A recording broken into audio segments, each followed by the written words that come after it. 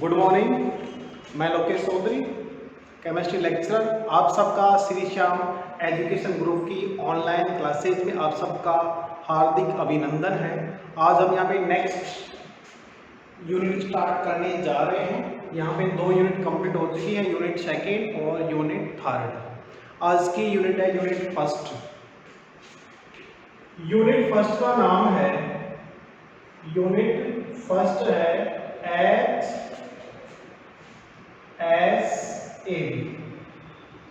HSAB theory. HSAB का मतलब है H यानी हार्ड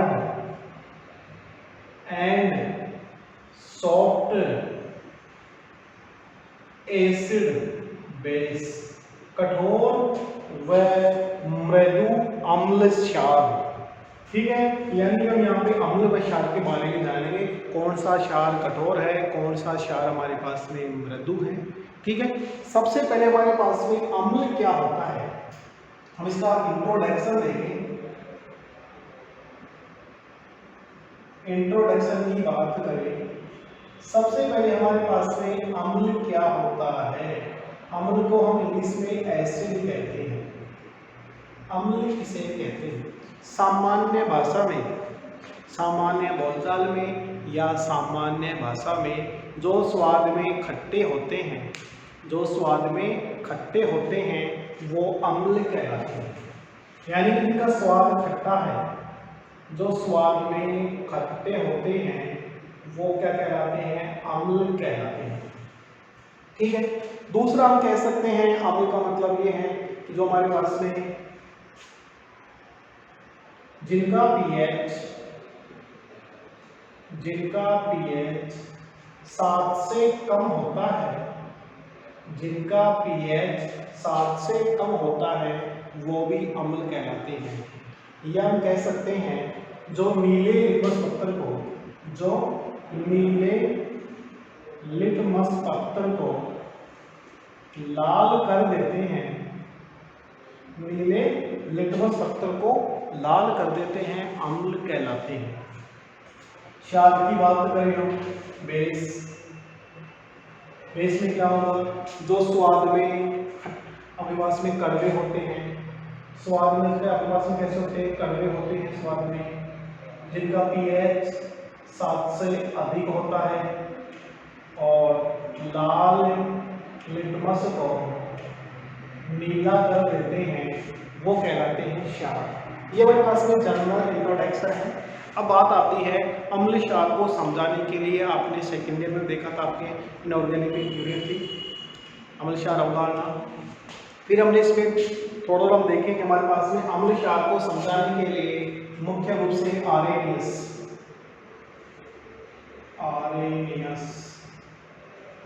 दूसरा हमारे पास में लुईस और तीसरा हमारे पास में आता है ब्रांस्टेड लोरी। इन 3 वैज्ञानिकों ने अम्ल क्षार की अवधारणा को समझाने का प्रयास किया। इन्होंने अपने अपने मत या अपनी अपनी परिभाषाएं दी।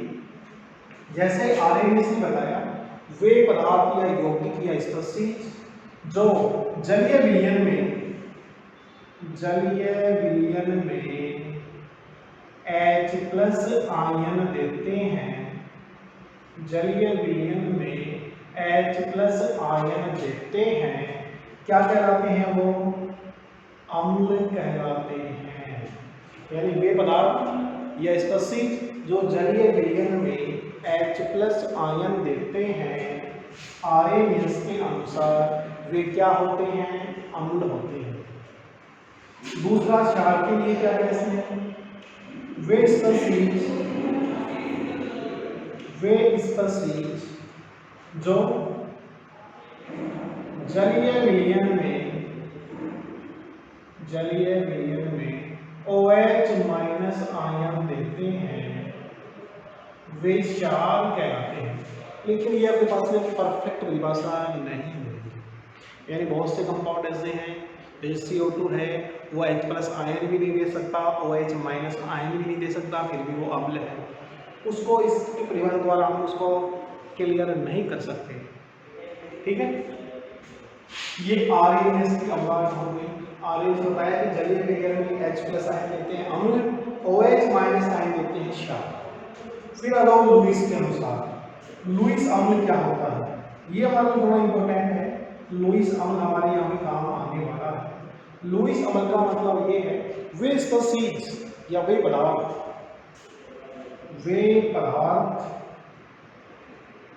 या स्पीशीज जो लोन पेयर ऑफ इलेक्ट्रॉन ग्रहण करते हैं, लोन पेयर ऑफ इलेक्ट्रॉन ग्रहण करते हैं, वे लुईस अम्ल कहलाते हैं। वे लुईस अम्ल कहलाते हैं। ठीक है, ये हमारा थोड़ा काम आने वाला है और आप साथ के साथ इनको अपनी नोटबुक में लिखते चलिए। अब थोड़ी जो पढ़ाने की स्पीड है वो थोड़ा आपको आराम से लिखवाएंगे, आप आराम से लिख सके। ये इंट्रोडक्शन है, यहाँ से क्वेश्चन नहीं आता है। ठीक है, जो मेन टॉपिक होगा उसको आप डिटेल से आपको समझाएंगे, आराम को बोल के आप उसको लिख भी सकते हैं। लुईस अम्ल का मतलब क्या है, वे पदार्थ स्पीशीज जो लोन पेयर ऑफ इलेक्ट्रॉन ग्रहण करते हैं लुईस अम्ल कहलाते हैं। लुईस क्षार का मतलब क्या होता है, वे पदार्थ या स्पीशीज जो लोन पेयर ऑफ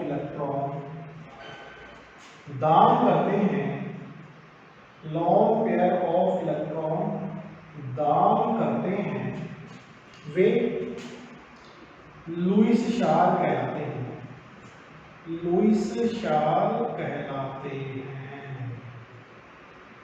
ठीक है, वे पदार्थ स्पीशीज जो लोन पेयर ऑफ इलेक्ट्रॉन दान करते हैं लुईस क्षार कहलाते हैं। अब आती है ब्रांस्टेड लोरी की। ब्रांस्टेड लोरी ने बताया वे पदार्थ स्पीशीज जो प्रोटॉन त्यागते हैं अम्ल कहलाते हैं, वे पदार्थ प्रोटॉन ग्रहण करते हैं क्षार कहलाते हैं। ब्रांस्टेड लोरी के अनुसार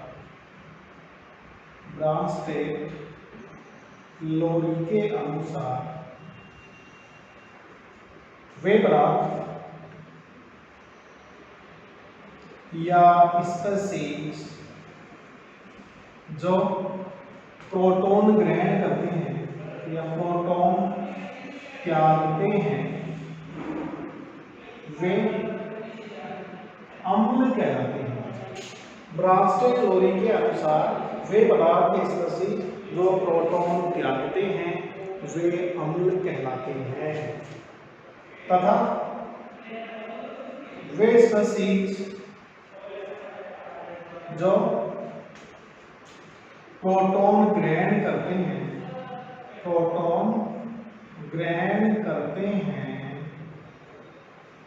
वे क्षार कहलाते हैं, यानी कि बेस कहलाते हैं। मुख्य रूप से आपके पास में यहाँ पे 3 अवधारणाएं यानी 3 डेफिनेशन बता दी गई है। आपने सेकेंड ईयर में आपके पास में लक्ष्य, फलन, सिद्धांत वो आपने और भी देखा था। ठीक है, इन तीनों के माध्यम से आप बता सकते हैं कौन सा लुईस है, कौन सा अम्ल है आपके पास में, कौन सा क्षार है। ठीक है, अब थोड़ा हम डिटेल से चलते हैं, जो मेन टॉपिक है उस पर आते हैं। ठीक है, अब देखो हमारे पास में क्या है,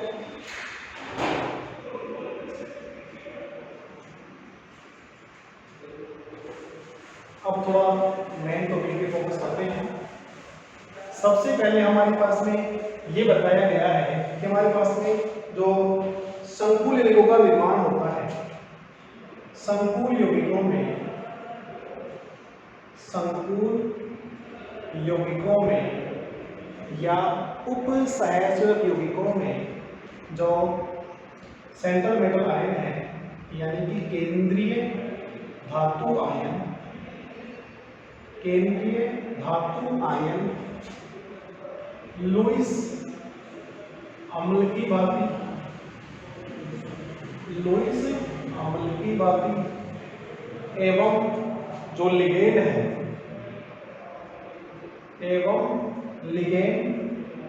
लुईस क्षार की भांति क्षार की भांति कार्य करता है। ठीक है, संकुल यौगिकों में जो कॉम्प्लेक्स बनता है उस कॉम्प्लेक्स में जो समन्वय मंडल होता है उसमें दो स्पीशीज होती हैं, लिगेंड और सेंट्रल मेटल आयन।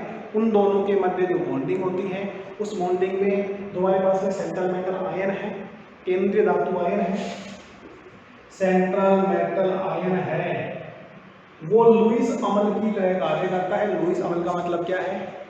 वे स्पीशीज या वे पदार्थ या वे परमाणु जो लॉन्ग पेयर ऑफ इलेक्ट्रॉन ग्रहण करते हैं वो लुईस अम्ल होते हैं। जो long pair of electron donate करते हैं उसको हम कहते हैं लुईस क्षार। ठीक है, नेक्स्ट आपको इसमें लिखना है कि संकुल यौगिकों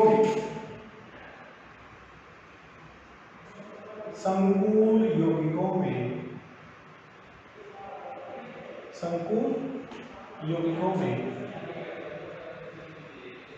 केंद्रीय धातु आयन एवं लिगेंड के मध्य बने उपसहसंयोजक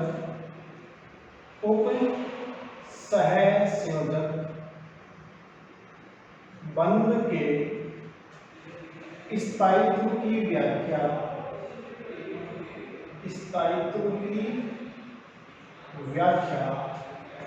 लुईस अम्ल क्षार के आधार पर नहीं की जा सकती। यानी कि कहने का मतलब ये है संकुल यौगिक का निर्माण हो गया। संकुल यौगिक के निर्माण में दो चीजें होती हैं मुख्य रूप से, लिगेंड और सेंट्रल मेटल आयन। उन दोनों के मध्य बॉन्डिंग होती है, उपसहसंयोजक बंध बनता है। उसके स्टेबिलिटी की व्याख्या, उसके स्थायित्व की व्याख्या हम लुईस अम्ल सिद्धांत के आधार पर नहीं कर सकते।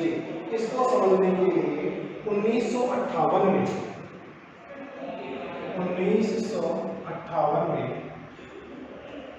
तीन वैज्ञानिक थे हमारे पास में, डेविस एवं आर्लैंड नामक वैज्ञानिकों ने बंधन बलों के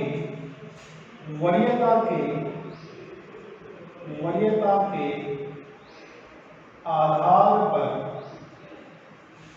के आधार पर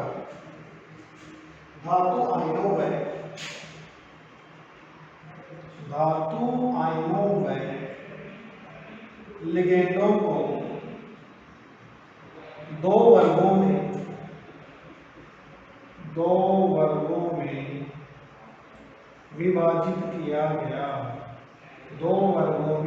विभाजित किया गया। जिसमें हमारे पास में ग्रुप ए,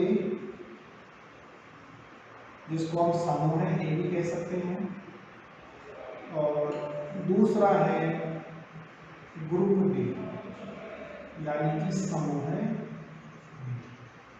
कहने का मतलब ये है कि हमारे पास में लिगेंड मेटल की जो स्टेबिलिटी है, लिगेंड मेटल की स्टेबिलिटी को हम लुईस अम्ल क्षार सिद्धांत के आधार पर उसके स्टेबिलिटी की व्याख्या हम नहीं कर सकते कि क्यों स्टेबल होता है। ठीक है, उसके स्टेबिलिटी की व्याख्या करने के लिए हमारे पास में कौन सा कठोर अम्ल है, कौन सा मृदु अम्ल है, कौन सा कठोर क्षार है, कौन सा मृदु क्षार है, या कठोर अम्ल और मृदु क्षार के मध्य सीमावर्ती क्षार है या सीमावर्ती अम्ल है, उन सब की व्याख्या करने के लिए 1958 में डेविस और आर्लैंड नामक वैज्ञानिकों ने बंधन बलों के वरीयता के आधार पर धातु आयनों व लिगेंडों को दो वर्गों में डिवाइड किया। पहला हमारे पास में है ग्रुप ए, समूह ए, दूसरा है ग्रुप बी यानी कि समूह ग्रुप ए और ग्रुप बी। अब ग्रुप ए में कौन कौन से आते हैं, उसमें क्या क्या क्वालिटी होती है, उनको हम डिटेल से लिखते चलेंगे। ठीक है, इसका आप स्क्रीनशॉट भी ले सकते हैं।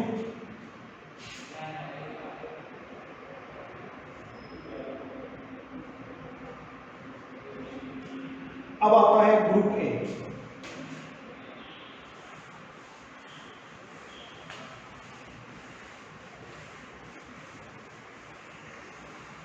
ग्रुप ए, ग्रुप ए में क्या क्या होता है?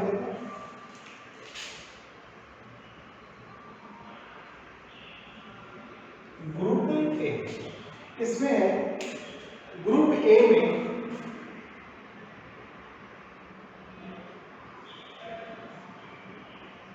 ग्रुप ए में आने वाले, ग्रुप ए में आने वाले सेंट्रल मेटल आयन निम्न प्रकार के होते हैं। पहला इनमें होता है क्षार धातु, यानी क्षार धातु के आयन, क्षारीय धातुओं के आयन, क्षार धातुओं के आयन हमारे पास में जो भी हम लें, Li plus, Na plus, K plus, Cj plus, Rd plus. ठीक है, तो हम ये भी ले सकते हैं Fr प्लस। क्षार धातुओं के आयन है lithium plus, sodium plus, potassium plus, cerium plus, argon plus, rubidium, francium plus. ठीक है, ये किस में आते हैं? ग्रुप ए में आते हैं। दूसरा क्षारीय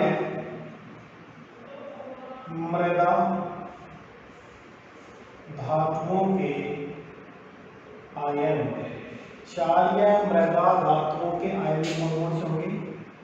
Be plus 2, Mg plus 2, calcium plus 2, barium plus 2 और रेडियम प्लस 2। ठीक है, यानी कि ग्रुप ए में कौन कौन से आते हैं, उसमें क्या क्या गुण होने चाहिए, उनको हम देखते हैं। पहला है क्षारीय धातुओं के ion lithium plus, sodium plus, potassium plus, caesium plus, rubidium plus, francium plus. दूसरा आता है क्षारीय मृदा धातुओं के ion barium plus 2, magnesium plus 2, calcium plus 2 और बेरियम प्लस 2 और रेडियम प्लस 2। इसके अलावा हल्के संक्रमण तत्व, हल्के संक्रमण तत्व, हल्के संक्रमण तत्वों में हम देखें तो हमारे पास में titanium plus 4, chromium plus 3, Fe plus 2, etc। और भी हो सकते हैं जो हल्के संक्रमण तत्व हैं। 3D संक्रमण से लेंगे वो इसमें ले लेंगे हम। नेक्स्ट हमारे पास में है जिनमें हमारे पास में उच्च ऑक्सीकरण अवस्था हो, उच्च ऑक्सीकरण अवस्था उपस्थित हो। और उच्च ऑक्सीकरण अवस्था में हम ले सकते हैं जैसे हमारे पास में है एल्यूमिनियम प्लस 3, ठीक है, SI, aluminium plus 3, SI plus 4, cobalt, थल, etc। मुख्य रूप से हमारे पास में जो ग्रुप ए है, इस ग्रुप ए में हमारे पास में क्षारीय धातु आयन, क्षारीय मृदा धातु आयन, हल्के संक्रमण तत्व, उच्च ऑक्सीजन अवस्था में उपस्थित जो हमारे पास में धातुएं हैं। ठीक है, नेक्स्ट आता है कि हमारे पास में साथ में हमारे पास में इसमें आता है H प्लस आयन लेते हैं हम, तथा H प्लस आयन है वो भी इसी श्रेणी में रखा जाता है। ग्रुप ए में आने वाले धातु आयनों में निम्न गुण होने चाहिए। ठीक है, पहला आपके पास में है छोटा आकार। आकार कैसा होना चाहिए? छोटा आकार होना चाहिए। जो भी धनायन है, धनायन का आकार छोटा, धनायन का आकार छोटा होना चाहिए। ठीक है। धनायन की ऑक्सीकरण अवस्था उच्च होनी चाहिए, ऑक्सीकरण अवस्था उच्च होनी चाहिए, उच्च होनी चाहिए। नेक्स्ट है धनायन की ध्रुवण क्षमता, ध्रुवण क्षमता अधिकतम हो, अधिकतम हो। नेक्स्ट हमारे पास में जो धनायन है उसमें रिक्त कक्षक या संयोजी कोष में, संयोजी कोष में रिक्त बी कक्षक, रिक्त बी कक्षक उपस्थित हों। ये सभी हमारे पास में ग्रुप ए के सेंटर मेटल आयन होंगे। ठीक है, दोबारा हम देखें ग्रुप ए में क्या क्या आता है हमारे पास में। ग्रुप ए का मतलब ये है कि हमारे पास में ग्रुप ए में वे सेंट्रल मेटल आयन काम में लेते हैं जिनमें जो हमारे पास में क्षार धातु हो, क्षार धातु के आयन, क्षारीय मृदा धातुओं के आयन, क्षारीय मृदा धातुओं के आयन, बेटा मांगेगा इसको तबाह करोगे। फिर हल्के संक्रमण के तत्व, उच्च ऑक्सीजन अवस्था उपस्थित हो, एल्यूमिनियम +3, Si +4, फिर हम पास में कोबाल्ट +3, यानी हम वहाँ पे क्या लेंगे, यहाँ पे मेटल ही लेंगे भी। यहाँ पे धातु आयनों में निम्न गुण होने चाहिए। धनायनों का आकार क्या होना चाहिए? छोटा होना चाहिए। धनायनों का आकार बड़ा होगा तो इस श्रेणी में नहीं आएगा। धनायन की ऑक्सीजन अवस्था उच्च होनी चाहिए। एक धनायन है वो अपनी मैक्सिमम अवस्था में क्या हो? उपस्थित हो। धनायन की ध्रुवण क्षमता, ध्रुवण क्षमता क्या होती है? धनायन में क्या होती है? ध्रुवण क्षमता होती है। और ध्रुवण क्षमता का मतलब ये है कि वह कोई भी धनायन है, यानी किसी धनायन को किसी ऋणायन के संपर्क में लाने पर वह ऋणायन के आकार को क्या करता है? ऋणायन के आकार को प्रतिकर्षित, यानी आपके पास में ऋणायन है उसके आकार में विकृति उत्पन्न करता है, उसे हम कहते हैं ध्रुवण क्षमता। ठीक है, यानी पास में जो हमारे पास में लिगेंड है उनमें ध्रुवित होने की क्षमता होती है, और लिगेंड हमारे पास में सेंट्रल मेटल आयन है उसमें क्या होती है? ध्रुवण क्षमता पाई जाती है। फिर हमारे पास में है ग्रुप ए के लिगेंड। ठीक है, ग्रुप ए के लिगेंड क्या होते हैं? ये हमारे पास में ग्रुप ए के सेंट्रल मेटल आयन है। फिर है ग्रुप ए के लिगेंड क्या होते हैं? देखो इसकी परिभाषा होगी, यदि धातु के साथ स्थायी बंध बनाने वाले लिगेंड, ठीक है, ग्रुप ए की धातुओं के साथ, ग्रुप ए की धातुओं के साथ स्थायी बंध बनाने वाले, स्थायी बंध बनाने वाले स्पीशीज को ग्रुप ए में रखा जाता है, ग्रुप ए में रखा जाता है। और ग्रुप ए में जो रखा जाता है उनमें निम्न गुण होते हैं।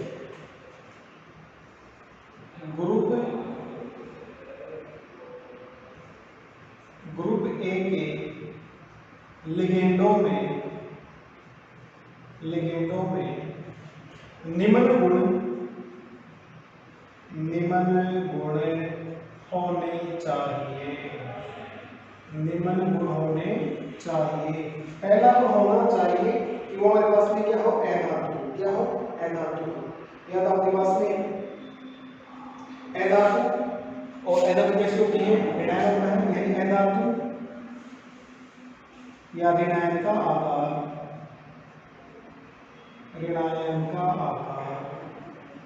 छोटा हो, ऋणायन का आकार छोटा हो। दूसरा है हमारे पास में कि ऋणायन का आकार छोटा होगा, इसी के साथ में ध्रुवित होने की प्रवृत्ति कम हो या आवेश घनत्व का मान कम, आवेश घनत्व का मान कम होना चाहिए और साथ में ध्रुवित होने की प्रवृत्ति कम हो, ध्रुवित होने की प्रवृत्ति कम हो, यानी कि ध्रुवित होने की प्रवृत्ति क्या होनी चाहिए, कम होनी चाहिए। ठीक है, विभिन्न